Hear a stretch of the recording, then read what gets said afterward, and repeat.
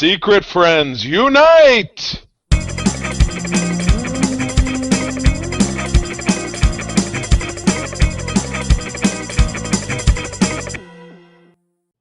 Welcome to the Secret Friends Unite podcast, episode 330. This is your guide to the geek side, and I'm your host, Todd Oxtra. In living color, in personal view, if you're on YouTube, you are seeing my wonderful face, and in mic number 2, you see my wonderful co-host, Charlie Carden. What's happening? It's fully live. We're both swagged out, but we're actually taking this opportunity to represent the gauntlet of not only one of our own programs, the Holocron Chronicles, bi-weekly Star Wars. But Todd, what have you got? What are you wearing tonight? Yeah, so I'm repping a good friend of ours. Joseph Moran has been on our show many times. He's been on Holocron. He's been on Co-op Mode. He's been Secret Friends. He's a great guy. Does the PlayStation Trophy Room, and he is a big supporter of Pride Month. He has created Pride-themed shirts, so I'm supporting those because Joe is a good friend of mine. He's been on our podcast. He supports us, so we are supporting him in the month of Pride. So, folks, if you are interested in Pride-based merchandise, Joe has a lot for you. He's the dude. He's a cool cat. Knows more about lightsabers than you can shake a stick at. It's good stuff. Oh, and I don't want to forget Kyle Stevenson, who's also been on my show. He actually subbed for Charlie one episode, is also part of the PS Trophy Room. Totally awesome. So, yes, swag. Go get your swag. Swag on, swag sideways. So, this is episode 330. We are inching ever closer to our anniversary blowout. 350, just 20 weeks away. But what is this going on with this comic cover from summer of 96 from this time, 25 years ago? What's going on? Yes. So the Invincible Iron Man 330 was at a weird time for most of the Avengers squad. They just were in a weird flux where they didn't know what to do with these characters. They kind of felt creatively bankrupt to his time. And this is a great example of like throwing anything at the wall to see if it stuck. Oh my God. Kitchen sink. Yeah. So the cover is Iron Man with a War Machine. I believe that it says War Machine. That doesn't look like War Machine that I've ever heard of. He's wearing like no. And it's, I see the unicorn dude, and I can't even pick out these characters. Yeah. It says when stockpile strikes, and this is the curious part is basically, I'll just read you what they even said for the synopsis because I remember this, but I couldn't remember the details. So one of the more convoluted times Stark met his demise was during Avengers: The Crossing arc. In the book, an older Tony Stark has been turned into a sleeper agent by Kang the Conqueror. He murdered a slew of people, including Yellowjacket, after the Avengers brought in a younger Tony Stark from the past of an alternate timeline to stop the future version of himself. The older Tony ultimately sacrificed himself to stop Kang. Things got wilder from then on out, as eventually the new Tony Stark was killed in a battle with Onslaught. An adult version of the character was, Onslaught. And an adult version of the character was brought back to life by Franklin Richards. Also, it was later retconned that it was a Mortis in disguise, not Kang, who manipulated older Tony. It's as if Kang, I'm trying to remember because there was Kang was a Mortis. Kang is a Mortis, but he's also the Pharaoh King Tut. Yes, another character. He's all three, and I read because I've been doing this Avengers project, and I've been doing it in a very sideways fashion, so I don't really remember a lot, but I definitely recall the plot line kind of going over how that all shook out. So yeah, Kang was from the 30th century, but he traveled to the past because he wanted to conquer that, but then he got stuck, and then he evolved into another character. And I just, the more I talk about it, the more that I don't want to talk about it. There is around that time, probably 1998, there is a great Avengers miniseries. I think it's called Avengers Immortal or something like that. Can't remember the specific, but it was all about Kang and all the chaos he ensued around Kang. The artwork was beautiful. I think Mark Busiek wrote it, and I believe it was I can't remember the artist, but it was a beautiful book, and it was like 12 issues long. I'm drawing a blank. And again, when you say 1998, that was post Heroes Reborn / Return, and so it was the beginning of the Busiek Perez era, which is magnificent. I have a signed cover in the den. You and I were there together when we met George Perez. That was a great run, but you're right. It was much like the end of the Clone Saga for Spider-Man, which was in the mid '90s. It was the end of some really bad stuff that ended up in some really good stuff. So yeah, everything in comics is just ebbs and flows, and Oh, yikes. I was actually, it was Avengers Forever. Avengers Forever. Busiek, That does sound familiar. yep, That does sound familiar. Carlos Pacheco, excellent artwork, and it was just such a unique series. But yeah, it was all about King and how King, and I'll talk more about King actually later in this episode for undetermined reason. Let's But do that. But yes, but yeah, in deference to that, why don't we move along and we'll saunter on over to flip on the microphone, the Victorola, to make a recording of Madam Web and her latest bits. So without further ado, Madam Web, take it away. Now it's time for Madam Web's rumors and news. Take it away, boys. thank you, Madam Web. Well, Madam Web, sorry we had to reveal the statuette of you last episode.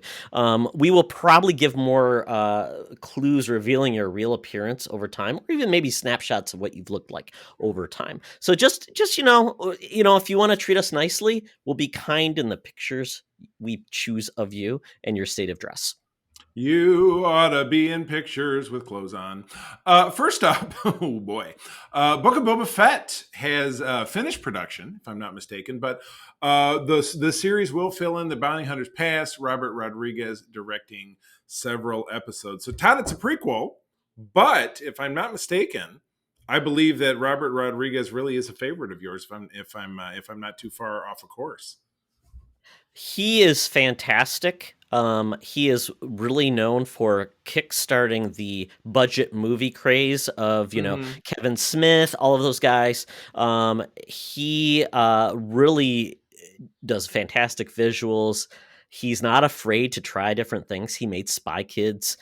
He's done different things like that. And he loves bringing in Danny Trejo. So we're going to probably see Danny Trejo in in Boba Fett, which would be fantastic. Well, he would be a rock solid bounty hunter because they don't need any makeup or Oh, no. costuming at all. He's just some raw. They'll go to one of the more famous canonical settings in Star Wars that you've seen in the comics, but in the books, but not in the shows or TV, is Nar Shaddaa, the smuggler's moon. And that would be a sweet setting for something like this series. I would love to see that come to life because that is just it's like your favorite place, Tatooine, full of bounty hunters, but it's interesting. It's a big skeevy city, and it's just I will almost bet you money that will end up turning up in the series. But anyway, the Book of Boba Fett, which was teased at the end of Mandalorian season 2 in a way that just made everybody's nerd boner quiver, for lack of a better term. We will be bringing back actor Tamura Morrison to reprise the role as clone adoptive son of Jango Fett, who was not too scary or sort of scary in the movies, but really scary when he came back in The Mandalorian, and really made his bones. His co-star is, of course, I want to say Melinda May. Why am I forgetting her name? The actress playing Ming-Na Wen. Ming-Na Wen, thank you very much. And also drawing a blank on the name of her character, who is just in the Bad Batch. So sorry about that. But anyway, yeah, he has taken over the throne on Tatooine from Big Fat Bib Fortuna. So he's the dude now. He's running the syndicate on Tatooine, Todd's favorite Star Wars planet. Right, Todd? I will not repeat what I said in the chat. Todd used a bad language word, and that's not his way. This looks fantastic. This will air before The Mandalorian, so this will air and then The Mandalorian will come back, which is great. Kind of create some buzz because it's a whole year in between shows. So they hopefully in time, if Star Wars gets rolling, if they get on a roll, they'll have year-round programming, which is what Star Trek, with 5 shows in production right now, is really aiming for. That you're going to have 52 weeks of Star Wars, or damn near. And it's what the Marvel Cinematic Universe is doing. They've only had small gaps since WandaVision kicked off. So I am all for it. This looks great because it's Jon Favreau as opposed to the doldrums of the Bad Batch, which I got to tell you, over on Holocron, we were not kind in our thoughts of how boring the Bad Batch is. Todd, I don't know if you've watched it anymore. I've read some recaps, and quite honestly, I'm like, that's exactly what I thought I was going to do. Yep. It's very much very rote storylines, and Very much it's so. all about cameos and giving you little bits and things about this new character, and she's going to be the bee's knees, and everybody's going to fall in love with her, and you find out the character's somebody else, and it's like, oh my god, and we get to fill in all the details that happened between this time and this time. So now we know everything. So now we are fulfilled, and our fan fiction can be thrown in the garbage because they have now filled in those spaces where our fan fiction once lived. So Your it is what it spaces is. are very full. Indeed. So Yes. anyway, look forward to that. It was, announced as December, so it is in production. Or no, excuse me, it is now done and it is in post production. So I am fired up. And it's June, so that's 6 months, and that 6 months will just race by. So you'll find that my minor interest in Star Wars, spurred on by the fact that I do a podcast about it, will kick into overdrive as it usually does at the end of the year by this great program. So I am excited. Well, something I just want to pan out here. Basically, Robert Rodriguez was the director who basically reintroduced Boba Fett. So it's kind of cool that he's executive producing this, also directing a lot of these episodes. Very cool as well. But what they are going to do is they're going to use flashbacks to fill in the spaces versus just telling old stories. Because essentially it's kind of dual. It's basically juggling the present and the past, and obviously probably doing parallels. It's like, oh, I'm in this spot. That reminds me of that time I was doing that thing. Okay, let's talk about that. Exactly. Yes. Exactly. Yeah. Move the ball forward. That's where I know you and I are both really stuck with Star Wars. Why do we have to? There's a 6-month period. I want to know on this Wednesday what Lando ordered for breakfast because we need a 6-issue miniseries about it. It's just move on. Star Wars is a criminal case in not learning to let go and move on and live your life. It's kind of We found out how Lando got his cape. That's all we need to know. Let's move on. Right. Exactly correct. All right. What's up next? Yes. So Indiana Jones 5. We are getting more information about that. We've had some cryptic set pictures, which is like, who cares about it? Me. Don't you see my initial in the flow? Oh my goodness, Charlie. That's okay. Keep going. It's okay. We'll do it together. So it's my story now. Like Indiana Jones, I took it away from the evil Nazis. I've got the story now. You grave robbed it. It's funny because we went and saw April and I went and saw Raiders 40th anniversary engagement at the Celebration Cinema. Then we said, well, let's just keep it going. And we watched, this is funny. We watched Last Crusade, and I messaged my dad. I said, would you consider doing Professor Henry Jones Sr. with me as cosplay? And he said, yes. So my dad and I will do an Indiana Jones and Sean Connery photo shoot at some point. Oh my goodness. It's pretty special. But anyway, we just watched Crystal Skull, which is obviously they make mention of it here. So after that, why don't you go ahead? Yes. So Indiana Jones 5 is coming back. Harrison Ford is now a spry 79? 78 or 9, yeah. He and Patrick Stewart are about neck and neck, age-wise. Yes. So essentially, he will have, he's going to have problems making this film all by himself. So there's stuntmen going to be in this film that are doing his roles for him, which is appropriate because he's got hurt on many other films. He's prone to disaster most of the time with planes and other things. So you know what? Just show up and speak some lines. That's really all we need you to do, Dr. Jones. And at this point, they're talking about that essentially they're going to use de-aged Harrison Ford in flashbacks, essentially telling story elements similar to Robert Downey Jr. in when he was portraying himself but younger. And it's one of those things where I understand that and it makes sense, but there's going to be a time when he is too old to do this. And I hope this is an opportunity where they can do young Indiana Jones, introduce a younger actor playing him in those younger days before Harrison Ford was 45 years old, because that's about the time he started this, when he was 45 years old. We can get a younger actor to tell more stories. He was about 40, maybe 38, but yeah, exactly. The character, old enough. The character, it's always easy to keep track of his age because the character was born in 1899. So just take whatever year it is and take 1 year away, and that's how old he is. Perfect. So in the last movie, it was in 1957. He was 56. Sure. And I'm sure the same scenario with Phoenix River Phoenix when he played him in the movie. Just kidding, don't care. But once again, we've had younger actors play Indiana Jones, and I don't understand why people think that's not still a good idea. And I think this is where you open up the series to then say, even if Harrison Ford wants to do some like intros and some voiceovers and just be like, I remember when, and then just here's somebody younger doing these things, having some cool adventures.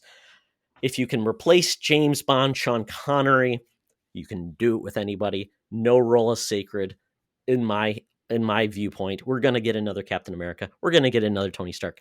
We're going to get all these characters, and we just have to adapt that if we want these series to just live on. And quite honestly, we've only got 4 movies, and this is finally the 5th movie in how many years?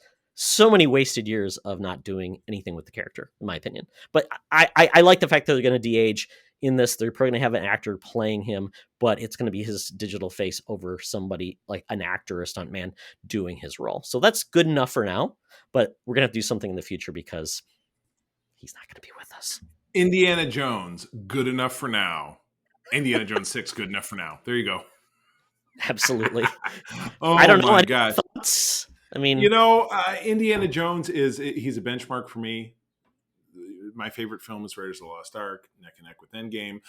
It's my best cosplay that I've gotten some serious accolades for. Actually, like been requested for me to do that one at events and things like that. So Indiana Jones is very important to me. I'm still very much against this film. I'm sorry. Crystal Skull had its moments, but it was kind of like the Star Wars prequels where it was a series of moments. It wasn't a complete film that you could really get behind. I have very low expectations that this will be anything that will be in the neighborhood of good. It's a time that's passed. The hat should have been passed. The character should have been retired. It's just too late, man. It's just too late. It's not like when they brought him back as Han Solo, and again, that was 5 years ago, but Han Solo isn't Indiana Jones. He's physical, but not that physical. They brought back Mark Hamill's Luke Skywalker, but he wasn't doing flips and shit and being all woo. He was just being a grumpy old man. So that really worked. Leia really worked, I thought, except for the part where they had to resurrect her through film to kind of squeak her through the last movie. I'm struggling to see how this is going to work. I don't know. I just don't know. I'm having a serious case of it's a serious case of woulda, coulda, but woulda. Woulda, coulda, you know what I'm saying? We can, but we shouldn't. I like this director, though, James Mangold, a lot. Yes. He did The The Wolverine and Logan, Walk the Line, so Girl Interrupted, right. Yet 3:10 to Yuma. So, you know what? I think it's the right move. If you're going to do a transition, you bring in a new director versus Steven Spielberg, who is so full of like, let's do these happy things, and we're going to get married, and we're going to have a mutt kid that looks like Fonzie from the 50s, and Ayo, Angela. So I think you mixed a little bit of that with Tony Danza. Sure. That's okay. That's all Same right. thing. Okay. we will find out about that. Moving on, we are learning a little bit about the primary villain in the upcoming She-Hulk series on Disney Plus, starring the magnificent, Tatiana Maslany, who was in Orphan Black, show that my wife absolutely loved. That by the time we probably got halfway through it, I was like, what is going on? It's a very deep, very layered Canadian kind of show. I just put it like that, but still absolutely great. But anyway, the She-Hulk is Jennifer Walters. She's the cousin of Bruce Banner, the Incredible Hulk. Character has been around since 1980, where she had to receive an emergency blood transfusion after getting shot by mobsters, and her cousin happened to be around. He gave her some blood, and then she became a slightly less powerful, but still completely in control of her faculties version of the Hulk, called the She-Hulk. Now, like any comic character, she's evolved over the years. She's gone full Hulk. She's gone no Hulk. She's been in the Avengers. She's been in the Fantastic Four. She's done a lot of different stuff. But the villain that they're throwing at her, and was great, I was listening to, I know I'm plugging the Weekly Planet again, they tried to do the same story, and the villain they described was not at all this villain. They didn't do their research, but we did. I know the character they're talking about, Titania, who was from the Marvel Superhero Secret Wars miniseries, my personal favorite from the early 80s. In that story, she was a citizen of the section of Denver, Colorado that got plucked up by the Beyonder along with different pieces of Earth from everywhere to create his battle world. And when Dr. Doom assumed some of the Beyonder's technology, he decided to kidnap a couple of young women, which it's not as bad as it sounds, turn one of them into a chick who had volcanic powers, Volcana, I think, and the other one was Titania, and she was this Skeeter McFerrin, who was like a 98-pound weakling, turned her into this huge, strong beast who, beat the She-Hulk senseless at one point. So she's got a little bit of a chip on her shoulder. She's got an attitude, and she hates the She-Hulk. So yeah, you see it all here there's a couple of panels in the story where they're having a kicking contest.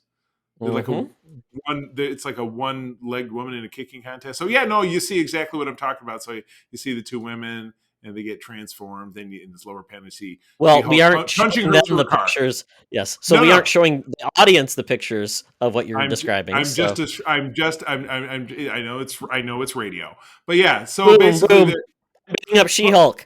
I'm Titania. See, I'm making the motions happening on screen for our listeners and viewers. Thank you very much. But Titania will be played by the absolutely gorgeous. Tahani Al-Jamil was the character she played on The Good Place, but what is the Jamila Jamil? Yes. Oh my God! Absolutely beautiful woman, but also a wonderful actress, which is what really matters.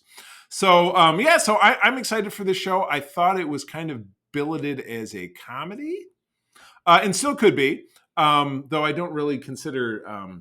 Even though Tatiana Maslany is a very talented actress, I didn't necessarily kind of put her in that role. But someone who's a talented Good Place is a complete comedy.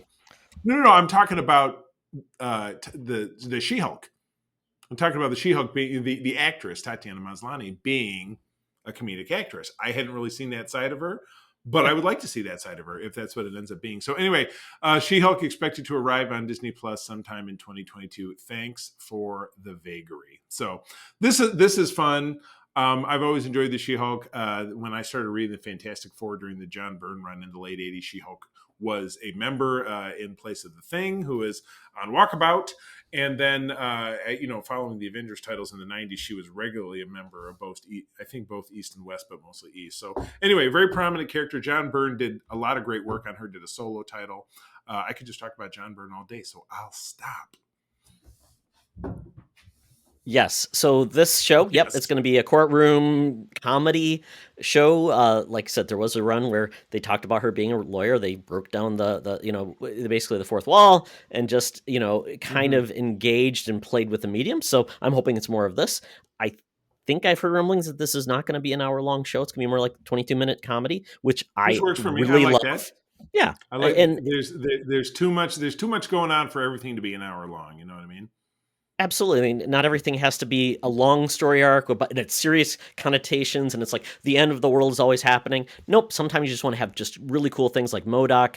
These type of shows bring a lot of variety, so it doesn't feel like, it's another hero show where who's the big reveal and what's going to happen. It just needs to grow, and this is how you make it. You do genres, you do things like that really bring in new listeners and watchers and all these things that just have kind of avoided Marvel, because a lot of people have this feeling for Marvel. It's seen it. It's more of the same. Yeah, it's not for me. But this is, a comedy breaks through barriers and you can get new audiences, which I absolutely love. So good for them to do this, and I can't wait. And to your point, Charlie, I hope Disney Plus does not continue this. There's like only one show for a period of time, and there's no overlap. Right. I would like there to be more going on from Disney Plus versus it's the one show I watch and then I don't turn back into Disney Plus for a while. I'd like it to be more things like, hey, this is the show's debuting Monday. This is shows that are debuting Thursday. Maybe we'll get there, but right now there's just so little content that's new, that's really big. It's the waiting game, and it's a way to really stretch it out for subscribers. So I want more Disney. Come on, be like Netflix. Something new every week. Something new every day. But again, it's going to take time. Productions take time. It's going to take, 1 to 3. Let's say it's going to take 2 to 4 years to get that going, because they got to produce things. It's not just Marvel, but Star Wars, and it doesn't have to be Marvel or Star Wars. Yeah. Right. So yeah, but you understand, and again, I kind of harken back to what the Paramount Plus people are doing with Star Trek, and it's taken them some time to get it together. But as you and I were talking about in the pre-roll, it's hopefully looking like we'll get Lower Decks season 2 starting in August. That'll bleed into Discovery season Sure. 4, which will bleed But into that's Picard season 2. but that's different. But That's I'm talking all of Disney versus Star Trek. Because I could right, understand having too exactly. much Star Trek. It's you burn out versus Disney or Star Wars, Pixar, Marvel. Right. You know, So you're yeah. saying, since the productions are not related, why can't they all be? But again, it just takes time to produce them. I don't know why the hell it takes them a year to make Boba Fett, because what's it going to be? 8 episodes, 10 episodes? I mean, come on. Where's the beef? It's not a Jackson Browne album that takes 8 years to make 8 tracks. I mean, doesn't have, it doesn't have to be Shakespeare. Give it to us, give it to us, give it to us. Gimme, gimme, gimme. Well, quality does take time. So then we'll see, take it. then you're making your own argument then. But anyway, No, but let's. but they can have all right. multiple production houses. They can do these things. It's not just one team doing everything. It's literally a million production houses, and they've got Fox and all those things now. Depends on who's writing the checks. Disney's kind of cash poor. Absolutely, yeah. They gotta make. That's why they need more shows, get more people, get more, sell more thingamadoos at the Disney parks. Oh well, right. We move on to something a little bit different. It's still in the weird hero realm, but this is a series that I really just always thought of as an oddity. It's the Trauma film. Lloyd Kaufman made this brand of just over the top weird stuff, starting with Toxic Avenger back in the day. It's notorious, it's goofy, it's raunchy. Everything you don't want to see on film, and that's what he was proud to do. Basically, kind of like the Roger Corman of the 70s, and made things on the cheap, but put a lot out there, and he just loved it, and he's a big promotion man. Well, Toxic Avenger got some traction. For some reason, people just loved it. It was a cult film. Then just kind of spun off more sequels, but also made like comic books and video games, and also a cartoon series, which I just found very weird that they took extravaganza. Yeah, I mean, it's a classic tale of a boy who falls into toxic sludge. He's basically bullied, and then he turns into this weird, muscle-bound, gross-looking guy called the Toxic Avenger.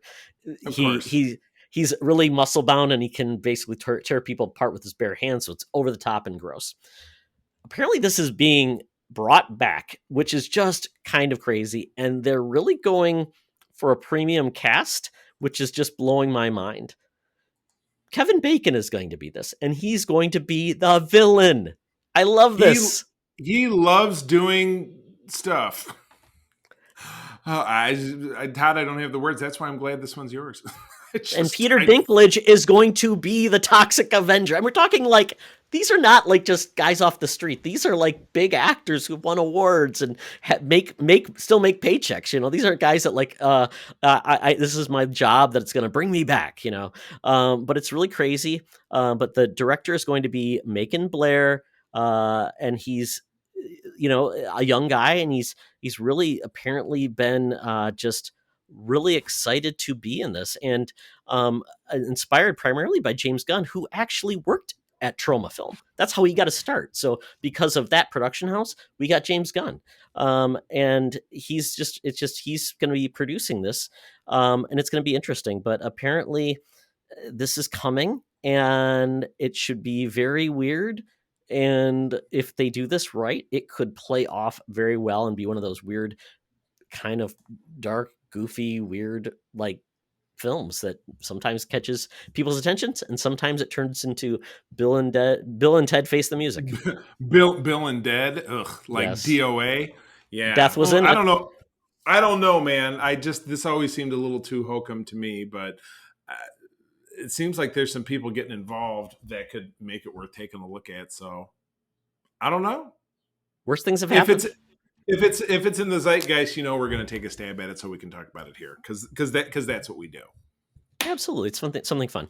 Next news story is something that I am really excited about. The more I see this, because I'm like, oh, they're bringing back the Masters of the Universe. Oh, Kevin Smith is behind this, and I'm like, oh, this could be horrible. This could be like he could be playing off the film like that came out and it's horrible, or. Right. Well, he doesn't have a great track record. And unfortunately, if I might, I did hear about him getting caught in a lie doing press for this, that he said, "Oh man, I've always been the biggest fan of HeMan." Somebody tracked down an old tweet from him where he said he's never seen an episode of HeMan. I hate it when You know what? I really don't care. There's bigger fish to fry.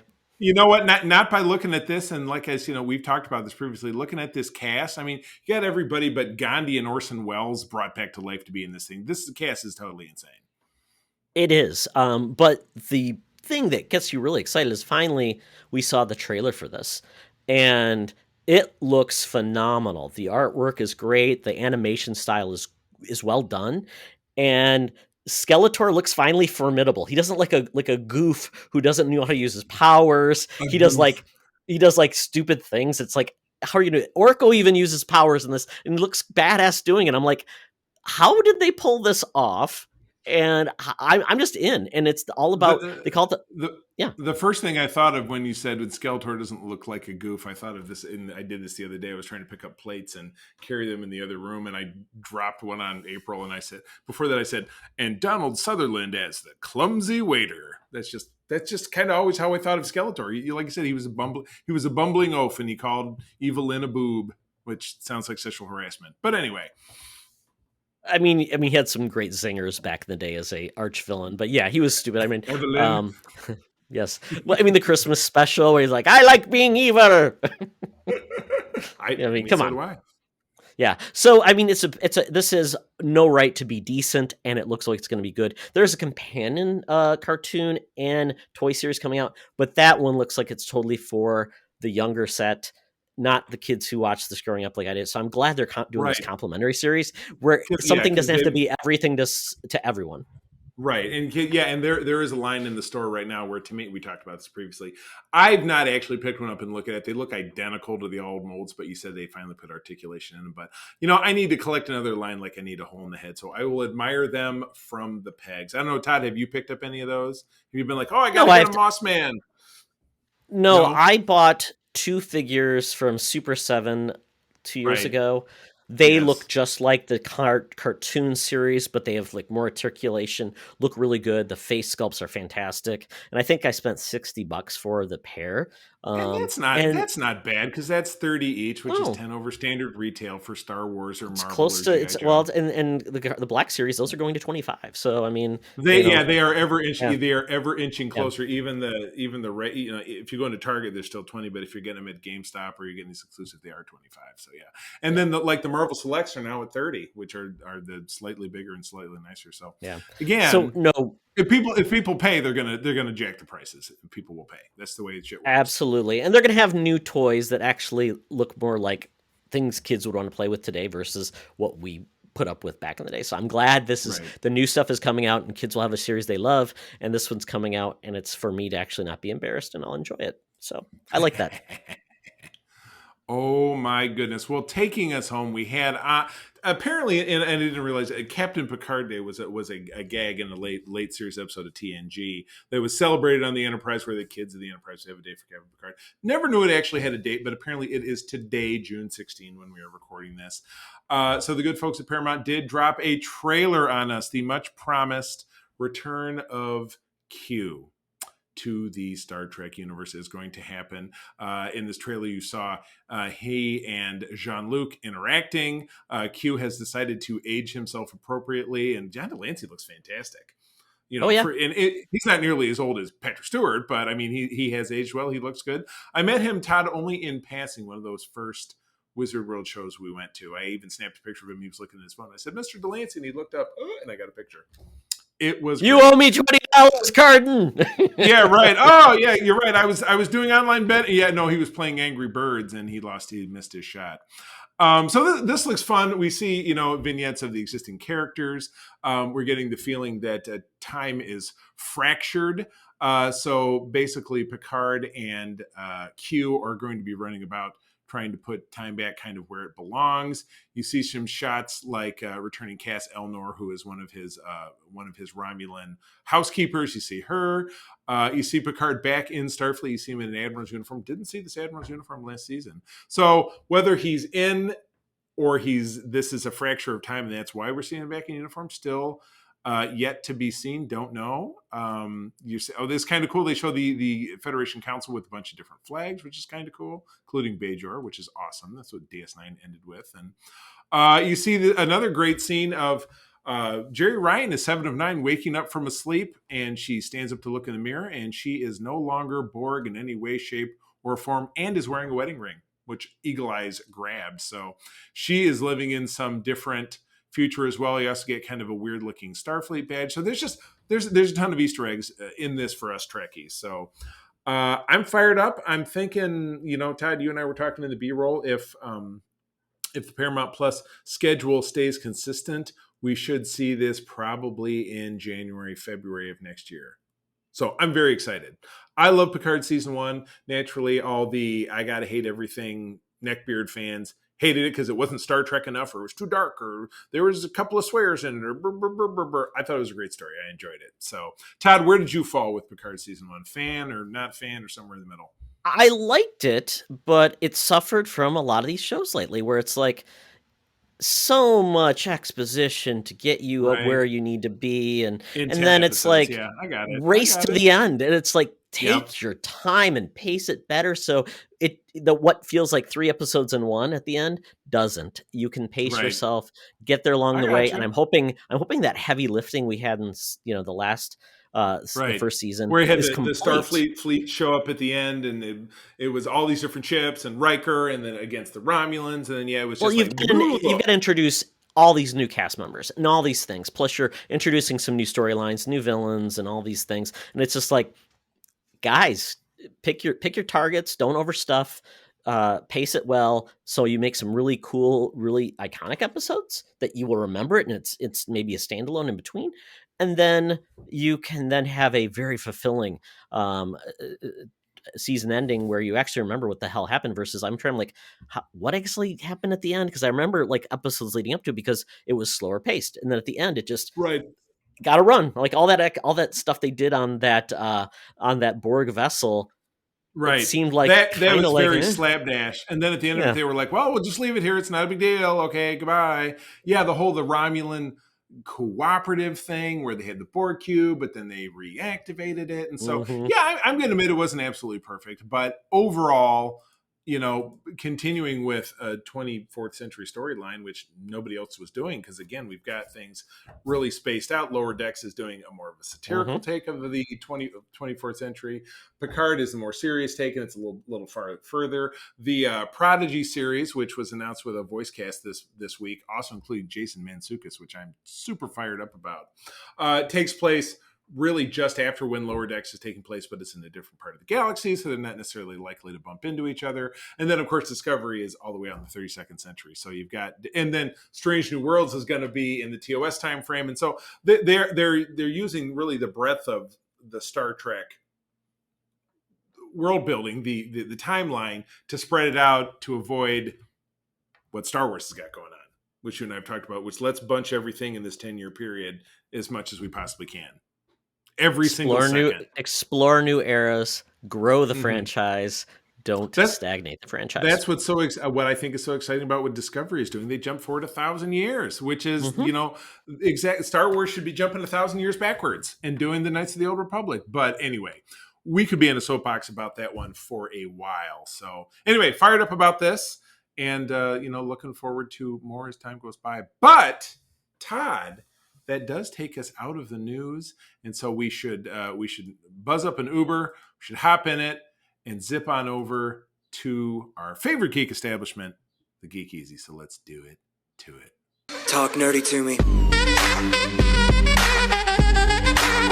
Talk nerdy to me. We're sitting in the Geek Easy, drinks are poured, and we are ready to get our drink on and nerd on at the same time. Yes, so we kick off the Geek Easy with another episode of Loki. Yes, this is episode 2, and this, once again, feels like a completely different series. It's kind of building on some mystery, revealed a few things, which I appreciated, and it's once again revealing layers of Loki, and really, really, I think what Marvel's doing with these shows is taking great characters that you saw on the screen maybe 10 minutes at a time. Now they're getting their room to breathe, and you get to see more of the character, and you really get to enjoy them. And what I think I've noticed when people say, oh, now this is my favorite character, now this is my favorite character, because it's, and I don't know, maybe some of this is going to be recency, right? It's just going to be, oh, because it's the newest thing. I've always been a fan, or I love it so much. Regardless, it's giving characters that. And with Loki, he's embracing his role in his new, I guess, status quo, it would say, or we are made to believe. And basically, it's this mystery of trying to catch this antagonist. And it's really, they do reveal that antagonist this episode. I'm not going to reveal who it is. And but if you're watching, you know who they're tracking. So that's kind of revealed at the end of the first episode. And I'm curious to see where they go with this, because they had a revelation of how they can find this person. Don't know if that's going to continue to pay out that way. But what I liked about this, and I'm going to make a projection of where I think this is going. So they kept on talking about the ramification of the TVA and who controls it. And the more I get into this trailer, this is me guessing that the Time Lords, Time Masters, whatever they're called, the Masters of Time, guys who control time look like lizards. I don't think they're real, Charlie. I don't think they're real. I heard the same theory today, and exactly, it's one of those misbegotten. You know, the way people, it's the Wizard of Oz. Wizard of Oz, yeah, exactly. Yeah. But maybe even not to that point. Yeah. So, they've never seen each other, or you have. I loved it was revealed in this, the judge who we saw in the first episode, and maybe I didn't catch it then, but her name is Ravana. Ravana is the consort of Kang the Conqueror in a very old Avengers storyline. And that's exactly what made me think. I'm like, it's bringing it all together. I did a little in sync, and I said, "It's gonna be Kang." Yeah. That's the name of this episode. Name it right now. It's gonna be Kang. Damn. I mean, and I think that's the perfect time to bring in a villain nobody ever has heard of outside of comic geeks. He's not well known. Nobody has a concept of this character. We've seen him in... Yeah. And he's the villain in Ant-Man 3. The Quadramania. Yeah, he is. Yeah, so he's coming up anyway. Quadrophenia? Yeah, they're going to bring in the Who. They're going to bring in the Who too. Yeah, I don't know how they're. I don't know how many of the Who are still alive. I don't know. Is it? I think only. I think no. Moon, the drummer, died. Time ago. Died, but that was a long time ago. Yeah. Yeah, Keith Moon. But the other guy still alive and just deaf. Yeah, they're all deaf. Exactly. So they're not out there performing because they don't know what the hell they couldn't hear what they were saying. Feel the beat, man. Feel the beat. Rock never dies. Oh well. Yeah. So I think this is where it's going. You know, all these people have been fed a lie, or that those entities did exist. They were killed off, and Kang is kind of pulling the strings, and they're trying to keep that myth alive. But I don't know. I mean, it's damage control potentially. They're just trying to keep things on board. But we saw what this villain has done at the end. And it's just leading to where we all know we think where we're going. It's just going to be fun to get there. I think we are 8 episodes with Loki. Is that the number count? Yeah, I believe it's 6. So it's like Falcon and Winter Soldier. So short, but mercifully so. I think definitely because you're right. Because then you run into we got a filler episode in this, and we're going to take a backstory. That it was always the case with the Netflix shows like Orange is the New Black. Like, we're going to take another episode here to tell the backstory of so and so. After we had the cliffhanger where one person shot another person, it's like, oh, come on. But maybe it was because of it all drops at once, so you can just sit and binge 13 episodes where this is weekly, and so they want to, as you said, create a little bit more excitement, keep the buzz going, as opposed to it being just one big. Keep it tight, right? Keep it one tight. One big drop. Yeah, there's a lot of double entendres in this segment. Keeping it tight, one big keeping drop. It tight. Oh my god, it's all over the place. But I mean, and I really don't think this time, Charlie. And that's just going to be weird because this is then leading us into Black Widow. They're going to overlap a little bit. I don't really expect to see any type of synergy between those two series. So I wouldn't think so. They seem miles apart. So yeah, I wouldn't think so.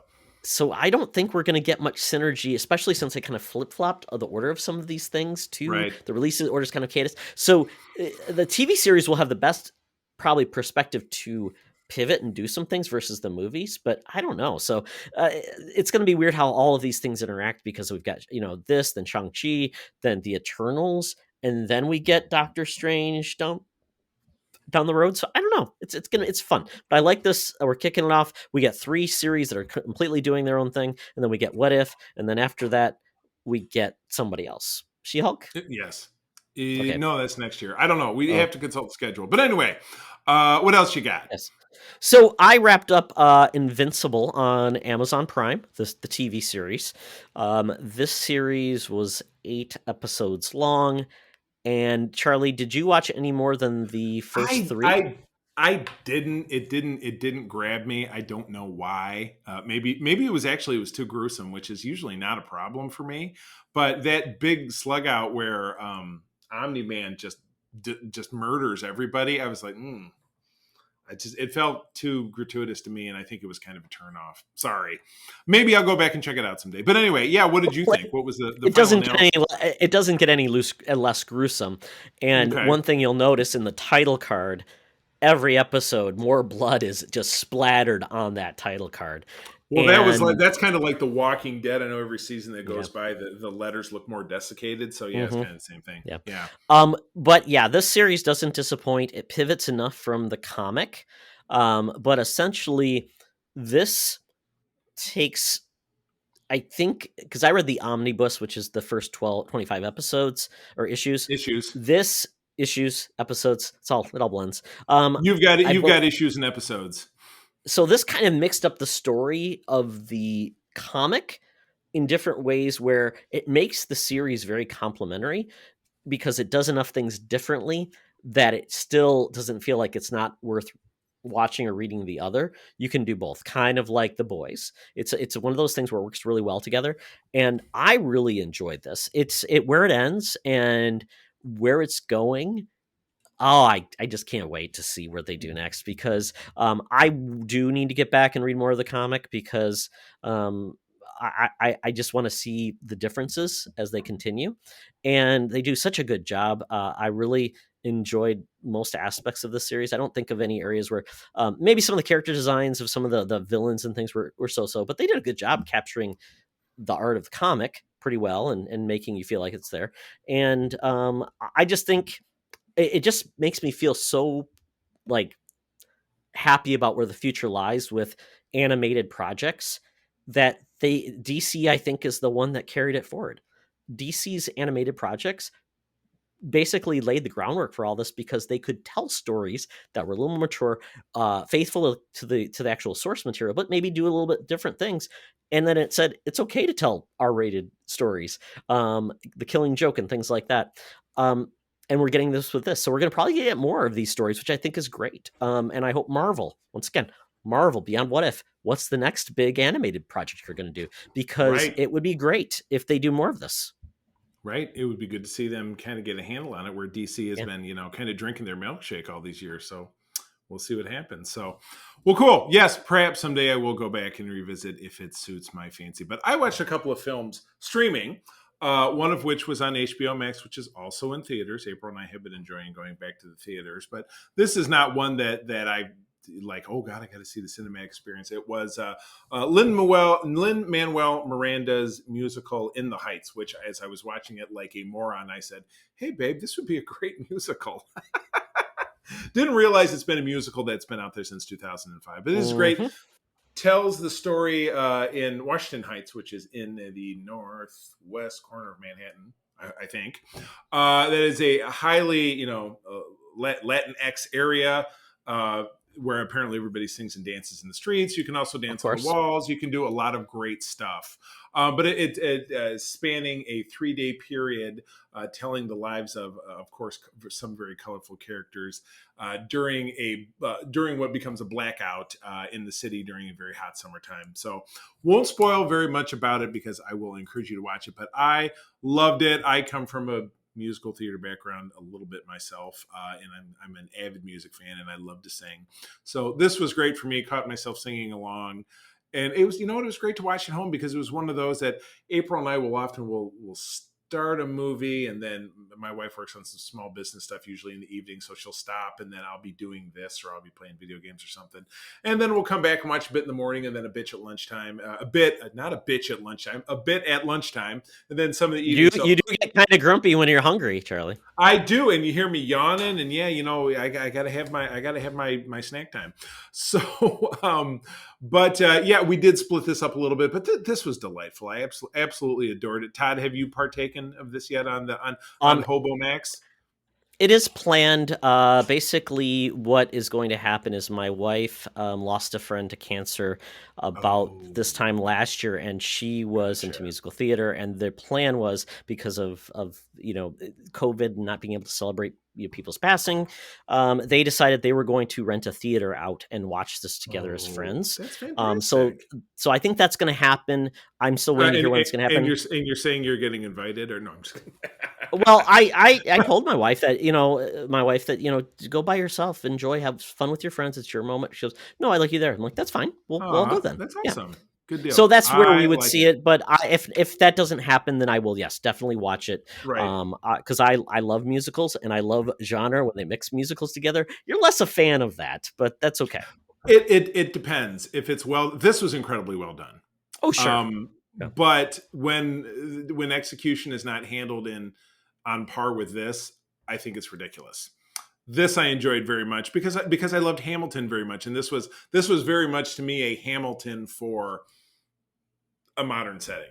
I mean, in Hamilton, a pre-Hamilton, you might say, a pre-Hamilton, post Hamilton, which could be another. Yes, because this was pre-Hamilton, I believe, before Hamilton. Yes, exactly. So it was, somebody called the TVA. So anyway, that was a great experience, which again you can see in the theaters, or you can see it on HBO Max, which probably almost everybody has access to now.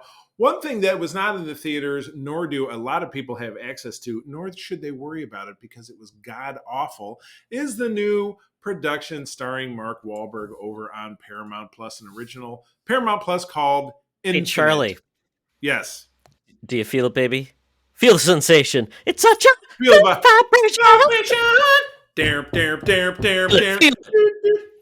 Oh, Marky Mark, did you ever stop rapping? You should have just continued to rap. Oh my God. So anyway, it's called Infinite, or as I titled it here, an infinitely shitty film, where Mark Wahlberg takes on what is essentially a Highlander style film. I've lived these many lives. I retain skills. But there's this McGuffin that's followed us throughout history, but I don't remember anything, so they got to zap him or some weird shit. Idris Elba is the villain who is also trying to acquire the McGuffin. It's called the Egg, which it's an egg McGuffin. Oh there. No! I'm done. I'm done. Wait, you didn't see it? I had this thing. Are you ready? Mic drop. Egg McGuffin. That's the name of the movie. Is that the name of the episode too? An Egg McGuffin. I think that's got to be the. Okay, do it. Egg McGuffin. Oh, I did it. How often do I get to name the episode? It's what? We usually name the episode in process on Code 47. So this is this. I like that. I like it doing it this way. It's good. It's very. But yeah, I believe I will be redeemed with my King title. When that's revealed, I'll use it again. Yeah, King, bitch. Oh my God. So kudos to Paramount Plus for throwing their hat in the ring, but. This looks like it was written by a 14-year-old with crayon. It's garbage. It is garbage. I'm not even going to talk about it anymore. I'm closing it down. It's an Egg McGuffin. Scene. Moving on. Makes it easier when you don't have to pay for it, Charlie, as an extra expense, right? That's what she said. Oh, no, wait a second. Oh, that's terrible. Oh, my God. Okay. Anyway. All right. Well, looks like that's going to be it. So we're going to have to skip out on this tab because the service was terrible. Maybe we're never coming back here. Maybe we'll have to sit outside. But I think it's time to move on. Todd, what's next on the agenda? Oh, Charlie, we're going to go to a fantastic vacation destination where Qantas Airlines will take us to the Thunderdome. Welcome to another edition of Thunderdome! Thank you, Tina. The mutants have been gathered for a topic or game to be entertained, and this week we've got a game. Charlie and I are trying to find a way to make sure we don't duplicate these too many times. So I Right. think So we got a I new created a tracker. schedule because I love Yes. my graphs. Graphs are for me. Graphs and calendars and Instagram posts saying, Charlie, remember we got a game. So yeah, we're gonna try to keep these things on more of a less they duplicate less often, and obviously we're gonna have Right. some more topics that'll be more as we get bigger movies, we'll have a spoiler cast and things like that, so more to come. Just stay posted. We'll have some more guests as well, and we're Yes. gonna guarantee a good time, folks. But this is All a will be known. game. This is a game you can actually be smarter than us because you can play along at home. It's 20 questions. You know that's how not this hard at all. works. You got This is it. gonna All be right. yeah, this is going to be the villain edition. So Charlie and each I have a villain ready to go. Charlie, did you want to start guessing first, or did I want to start guessing? Ladies' You're going to choice. start guessing first. I like it. I will Ladies' start choice. guessing. Let me ask the cat. Hold on. What do you think? Oh, she wants you to go first. Sorry. Okay, thank you. Yes, Rufus is here on my side. I would show Rufus, but he is playing with his bone. Oh, We male don't want dogs. to see that. No, That's a we hard don't. pass. All right, let's get it started. I will keep track in the chat of the number of your guesses. So fire away. All right. Is this a comic book villain? You're going to have to rephrase. Okay. Did this villain debut in comics? No. No. Okay, great. Did this villain debut before 2000? Yes. Okay, before 2000, not a comic book villain. Did this villain appear as a live action person? Yes. Okay. Live action. Okay. Is this person is this villain a movie villain? You're going to have to rephrase. Has this villain only appeared in movies? This villain has not only appeared in movies. So that is negatory, good buddy. So multiple threat on many screens and appearances. Okay. Multimedia, yes. Multimedia. Okay, before the year 2000, has been in many different things. Is this villain human? No. Not a human. Oh, okay. Okay, even better. Okay. I'm curious then. So is this villain? Has this villain ever died on screen? No. Not that I'm aware of. Is Mike? You can make me do some research. I'm going to go with no. If you can't confirm it, we can skip that one. Okay. No, it's okay. I'm gonna stick with no. So that's Okay, so 6 questions down. Okay, great. Does this villain have any powers? Yes. It has powers. Okay, let me dig in here. Is this villain part of a franchise series? Multimedia. I would simply ask you to define what a franchise is So, exactly. Star Trek is a franchise, so it'd be a villain in a Correct. Star Trek series. So this villain is part of a franchise that exists. So without this villain would not exist without that franchise, right? That is correct. Okay, Yes. so it's part of a franchise. So is this a Star Trek villain? Nope. It's not a Star Trek villain. Okay, multiple. Okay. Because I said it's not. No, it isn't a franchise. I'm sorry, you're correct. Isn't a franchise, not a Star Trek villain. So it isn't a. It is a franchise, not Star Trek. Correct. Correct. Okay. Ooh. This is gonna get a little more difficult. And okay, is this villain, or was this villain created by an American? I don't actually know the answer to that question. Give me a different one, please. Perfect. That's one that I can't quantify.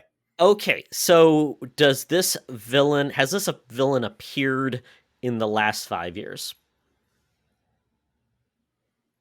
I'm going to say no. Ooh, You're out of halfway, the maybe out of the zeitgeist. Could be. Okay. Powers, non-human villain, debuted before the year 2000, multiple media. Has anyone famous or notable ever portrayed this character? Yes, I would say yes. Okay, so some talent behind this. Okay, dang. Okay.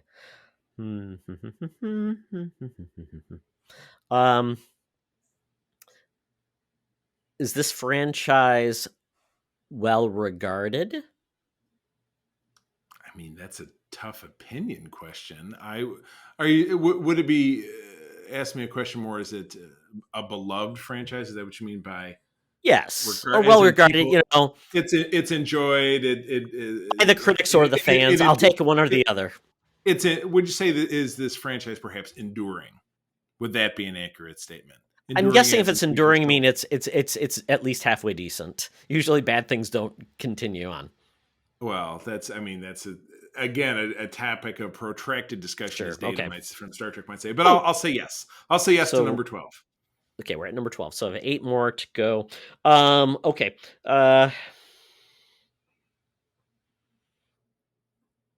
Does the villain have a catchphrase? But of course, don't all of them. Oh, I like this. I don't actually know what it is, but I'm fairly certain. It's probably part. I'm going to say yes because you probably think that it's yes. So okay. I'm going to say yes. What? Are you lying? You'll see. Oh, God. Okay. Todd, just 2 words for you. Alternate facts. Okay, thank you. Would you consider this a serious property no. versus like jokey and fun? Okay, so it's by no means serious. It's not Battlestar Galactica reboot where it's Voltar. That's a guy's Baltar. Did I spoil a future choice? He'd be a good villain. No, we're only doing one each, so it could be somewhere down the road, but you won't remember. I know your memory. Okay. So has this ever been a comic book? Yes. So it's been a comic book. It's been on multiple screens. That is, you have 5 selections left. Is this sci-fi based? No. Not sci-fi based. Okay. Oh boy.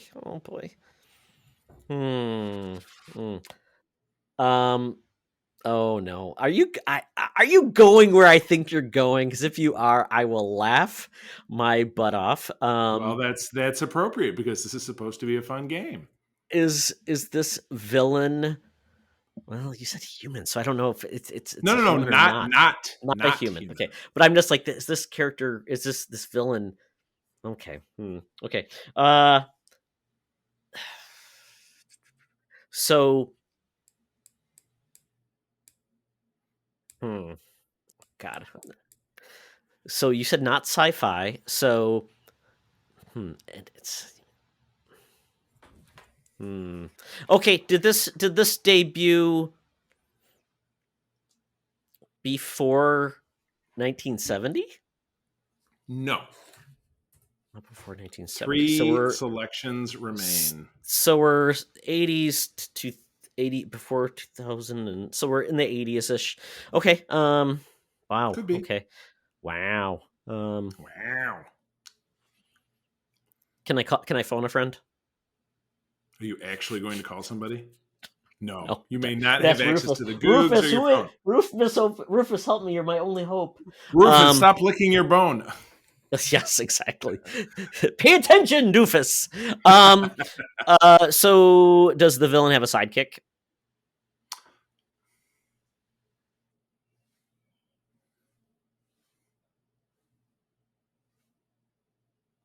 Yes. Villain has a sidekick. Oh crap. 2 selections remain. Is this okay? Is this a holiday themed villain? Nope. Okay, blew that out of the water. It's the final one question left, babe. Okay, so I got one more question, then I got to guess. Okay, so last question would be, is his antagonist a worthy foe? He's already his antagonist, meaning his Yes. nemesis, not someone who's evil. Correct. Yes, I would say so. And it's guess time. Worthy foe. Okay, it's guess time. Crap. Okay.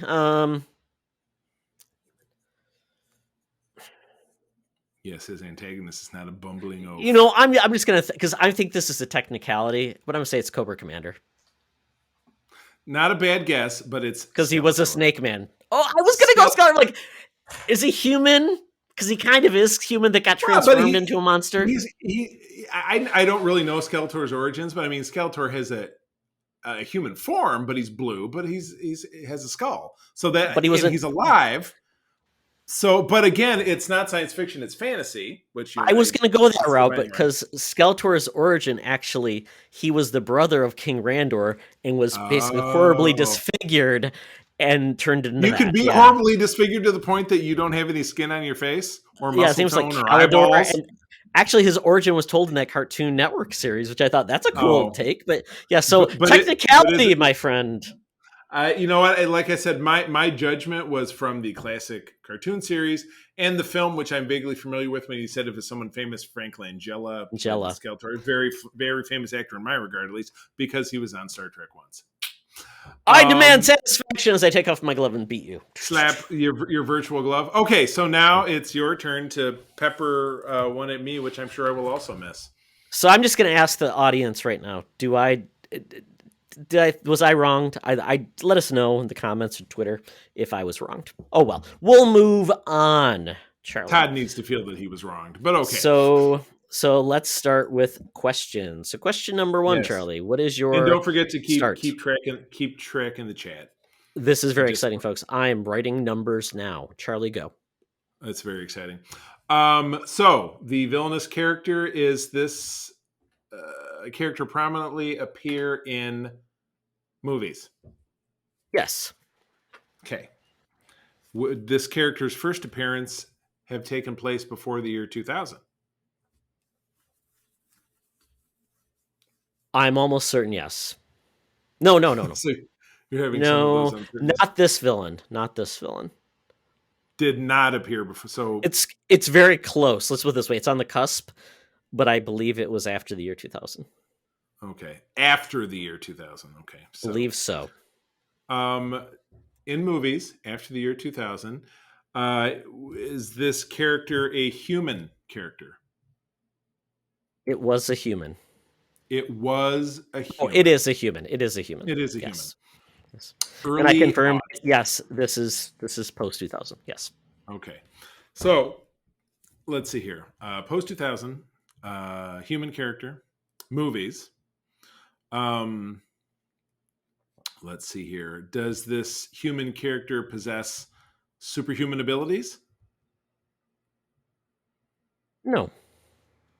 Not superhuman abilities. So we've got a villain who is not powered. Okay. So that would discount most Marvel villains because this is primary movies, is post 2000. Would these movies be that in which this villain is featured be of the science fiction genre? No. Non-science fiction. Okay. And if you notice, how I'm getting fancy in the number, I'm actually putting in what your guess was. Oh, very nice. Well, that is what I will do in the future. That actually saves a lot of trouble. So, question 6. So, is not sci-fi, not powered. So, do these films take place in a contemporary Earth environment? Does it take place right here on the blue marble? Yes. Blue marble on Earth. Not science fiction, no powers, in the movies after the year 2000. Is this villainous character part of a team of villains?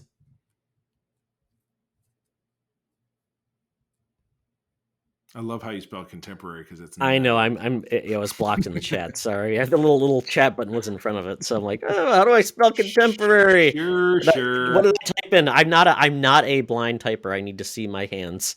Using force. I'm not a complex man. So, what is he? Is this villain part of Part of a team? a team. I would say not part of a team. So a standalone villain. Are the films that this character appear in animated by any chance? No. Not animated films, so we're out of Pixar, we're out of Disney. Not science fiction. Do we know if this villain is? Oh no, that didn't really make much sense. It's not gonna be some wacko thing that I don't have any chance of getting, right?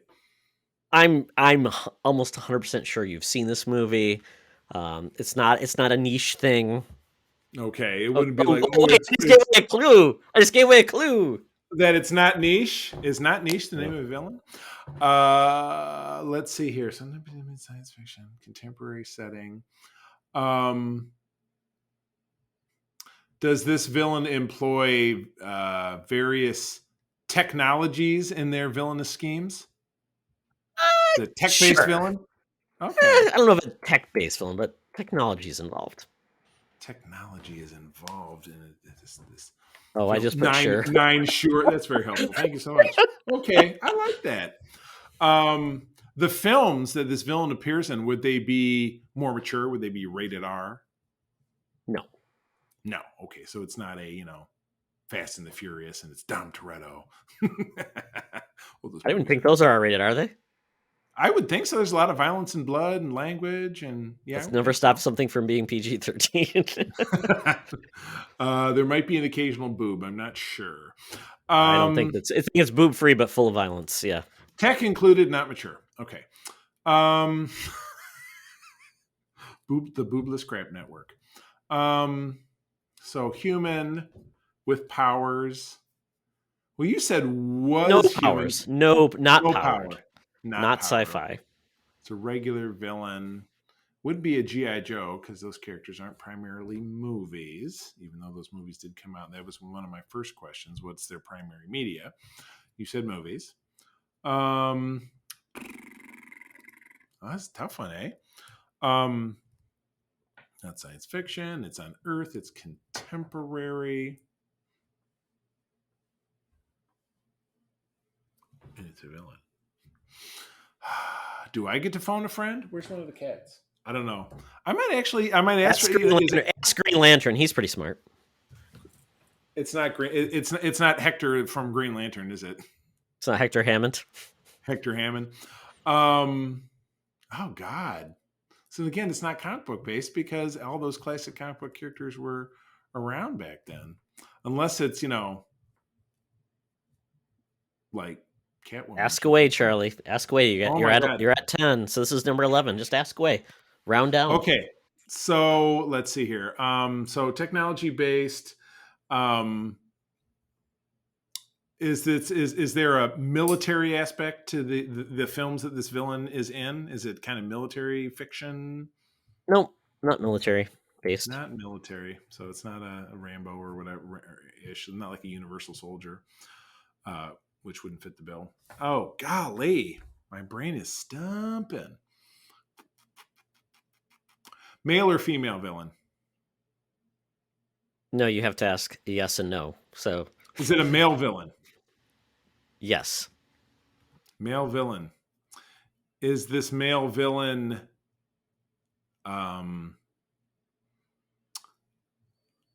older than you and I? Older than mid 40s? Ooh, I don't know.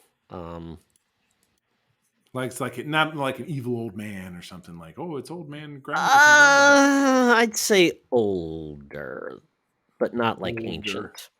Okay. So doesn't have powers. This villain, does he, reign over a community in like a post-apocalyptic environment?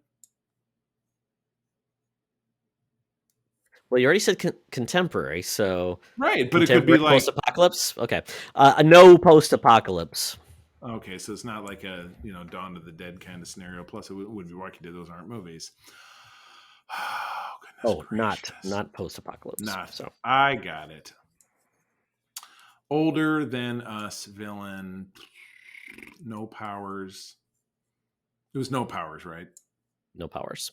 No powers. Human, not alien. Male. White? Yes. Caucasian. White.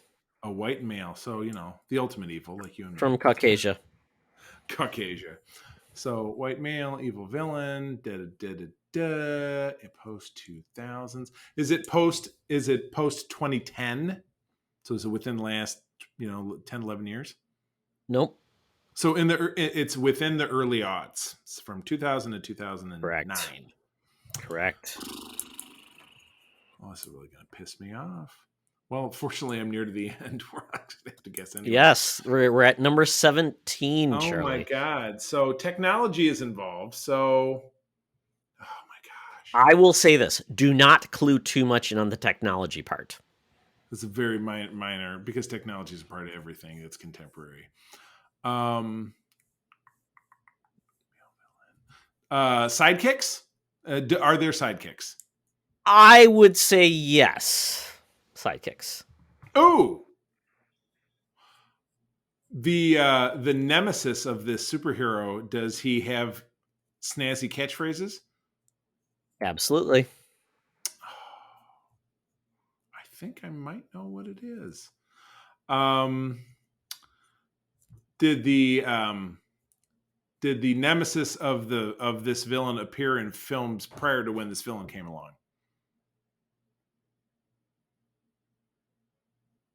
Say that again. Okay, so was this villain in a sequel of a film franchise? Yes. Oh, I think I might have it. No, but the technology part was. You got one more guess, Charlie. So you're right at it's the final countdown, my friend. Does the film take place over a certain American holiday? I love the face you're making. You're like, I don't know. Reverse stumpage. Okay, here's my guess. Is it the? Hold on. Okay. Hold on. This is your last question was holiday based, so I said no holiday. So now is your guess. Queen Latifah's No Holiday. Is this the villainous character played by Timothy Olyphant in Die Hard, Keep Dying, or whatever? No, not at all. I stumped you. Yes. Yes, you did. All right, break it down for me. I love gold. No! Gold member! No, wait a second. No, I said contemporary setting, but that film plays both ways. It does. Starts in the present and it goes back. But when I think of Gold Member, he's not a contemporary villain. He's in the past. But Mike Myers was present. Yes. But the Gold Member character doesn't appear in the present. I know. I might have to call a mulligan on this one. I might need the judges ruling Twitter. You've been Skeletored, Charlie. You've been Skeletored. Oh my God, that is a tough one. This was a rousing match. I think I like it when we stump each other because then. Oh, it went to the end. I thought you were getting so close too. And I'm like, I think he's the catchphrase in a sequel. I'm like, ooh, he's on it. I think he's got it. And no. Yeah, and Timothy Olyphant didn't have a catchphrase. I guess I missed that part. But I like it when we play this and we both. I'd rather live soft than die hard. Is that his catchphrase, Charlie? I just came up with it. Soft serve ice cream, die hard. Yes. I thought, oh yeah, there you go, technology or whatever. Oh my goodness! Did he make everything gold? Like he had a gold laser or something like that? I don't even know what he did. Yeah. He had a poke and a pancake or whatever. Oh my God! So anyway, like I was trying to say, I like it when we play this and we stump each other because neither one of us walks away feeling like we one-upped each other, and that's good. That way, it's good, clean fun, just like your basketball Jones. Absolutely. Yeah, so that is it for 20 questions. Hopefully you played along. Hopefully you got it, and hopefully you realize that Charlie Skeletored me, and he got gold numbered. So there you go. Oh Yeah. man, I'm all covered in the flecks of gold. Anyway, oh my god. And I would say, Charlie, and for future episodes, if you ever want to say, "Hey, I've got one that I want you to quiz Charlie on," you can Twitter at me. If you got one for me that you want Charlie to do, Twitter at Charlie, and Charlie will tell Right. you how to do We'll that. add it to the list because yeah, Todd, what's your Twitter handle for people to know? I am at TOXTRA at Toxtra. Right. I am at the CEE THREE, the C3. You will find me, and yeah, if you want me to stump Todd, hit me with it. But anyway, friends, that's the end of the show. Thank you, as always, for joining us.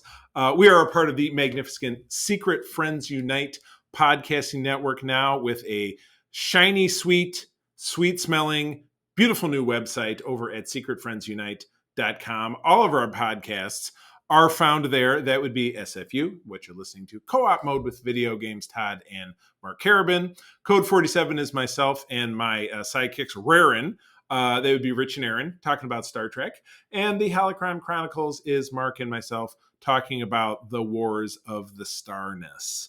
So all the episodes are there. A lot of cool, great content, which we're rolling out all the time. I myself published an editorial today, which I was very excited about. So we will talk more about that as time goes on, because we would love to see that grow. We are, of course, over on Twitter at Secret Friends U. Drop us a line. Let us know you're enjoying something you'd love to hear us talk about, and we will see it.